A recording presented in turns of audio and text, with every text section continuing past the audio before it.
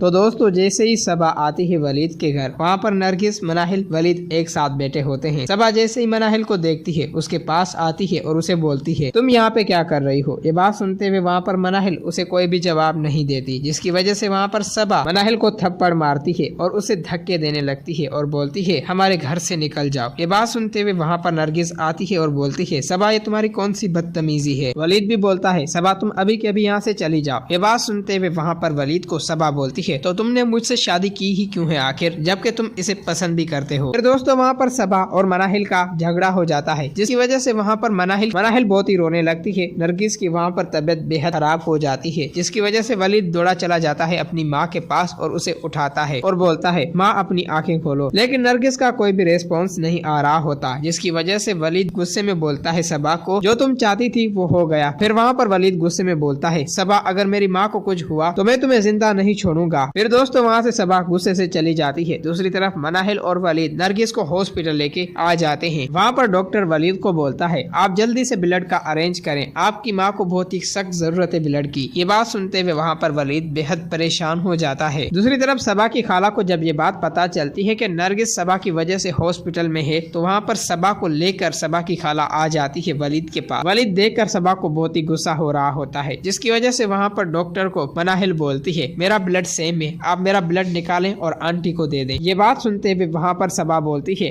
आप इस घटिया औरत का ब्लड मत निकालें वलीद, मैं इसे हरगिज बर्दाश्त नहीं कर सकती। जिसकी वजह से वहाँ पर वलीद मनाहिल को बोलता है मनाहिल तुम जाओ ब्लड दो, और सबा तुम अपनी औकात में रहो, बल्कि तुम्हारा और मेरा रिश्ता अब बहुत जल्द खत्म होने वाला है। तुमने जो करना था तुम कर चुकी हो, अब ये बस दुआ करो कि मेरी माँ बच जाए। अगर मेरी माँ को कुछ भी हुआ तो उसकी जिम्मेदार सिर्फ तुम हो। वहाँ पर सबा की खाला वलीद को बोलती है वलीद ये सब कुछ तुम क्या बोल रहे हो, और आखिर इसमें तुम्हारी भी गलती है, जबकि मैंने तुम्हें बार बार मना किया है कि मनाहिल से दूर रहो, लेकिन तुम हमारी बात मानते क्यों नहीं, और आखिर तुम्हें मनाहिल पसंद है तो तुमने सबा से शादी की ही क्यों है। वहाँ पर वलीद गुस्से में सबा की खाला को बोलता है प्लीज आप यहाँ से चले जाएं, मैं माँ की वजह से बहुत परेशान हूँ और मजीद आप मुझे परेशान मत करें। बाकी बात रही सबा की, मैं उसे बहुत जल्द डिवोर्स के कागजात भिजवा दूंगा। ये बात सुनते हुए वहाँ पर सबा अपनी खाला को गुस्से से लेके चली जाती है। दूसरी तरफ मनाहिल नरगिस को ब्लड दे रही होती है। वहाँ पर मनाहिल सोच रही होती है ये सब कुछ मेरी वजह से हुआ है और मैंने ही बहुत गलत किया वलीद के पास आकर। वहाँ पर मनाहिल ब्लड दे के बाहर आ जाती है। वहाँ पर वलीद परेशान होता है। मनाहिल बोलती है वलीद मैं अब जा रही हूँ, बल्कि मुझे ये सब कुछ बर्दाश्त नहीं हो रहा। ये बात सुनते हुए वहाँ पर वलीद बोलता है मनाहिल को मुझे इस बुरे वक्त में छोड़कर जा रही हो, जबकि तुम्हें पता है कि मैं कितनी टेंशन में हूँ। मैं ऐसा हरगिज नहीं चाहती, बल्कि वलीद तुम्हें तो पता है सबा की बातों का। ये बात सुनते हुए वहाँ पर वलीद बोलता है मैं उसे बहुत जल्द अब डिवोर्स दे दूंगा, क्योंकि अब वो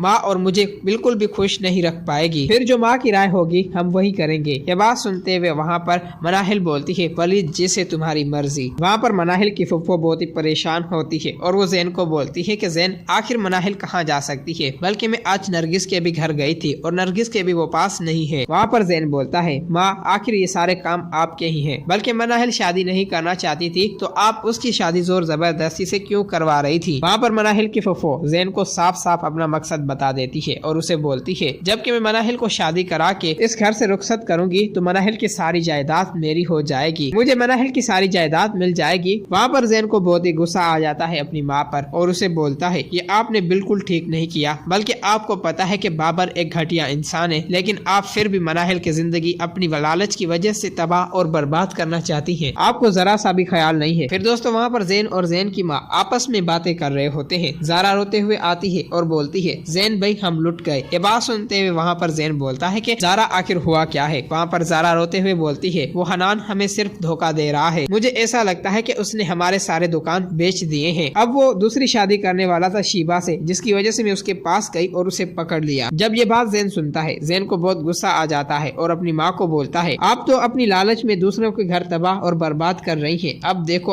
आपके साथ क्या हो रहा है। मनाहिल भी आपसे अब निकल चुकी है और दूसरी तरफ ज़ारा जो कि तबाह और बर्बाद हमें अब करने वाली है हनान की वजह से। वहाँ पर जैन ज़ारा की माँ बहुत ही परेशान हो जाते हैं। दूसरी तरफ कुछ ही देर बाद डॉक्टर आता है। वलीद उसे बोलता है कि अब माँ की तबीयत कैसी है। वहाँ पर वलीद को डॉक्टर बोलता है कि अब आप अपनी माँ से मिल सकते हैं, उसकी तबीयत ठीक है। सुनते हुए वहाँ पर वलीद बोलता है ठीक है। फिर दोस्तों मनाहिल और वलीद एक साथ अपनी माँ से मिलने रूम में चले जाते हैं। वहाँ पर वलीद की माँ उसे देखकर बेहद खुश हो रही होती है और उसे बोलती है वलीद बेटा तुम अब कैसे भी करके उस सबा से अपनी जान छुड़वाओ, बल्कि मैंने तुमने बहुत ही गलत कर दिया, तुम्हारा रिश्ता जोड़कर सबा से। ये बात सुनते हुए वहाँ पर वलीद बोलता है अपनी माँ को, माँ जैसे आपकी मर्जी। दोस्तों अगर आप लोगों को ये वीडियो अच्छी लगी है तो इस वीडियो को लाइक करें।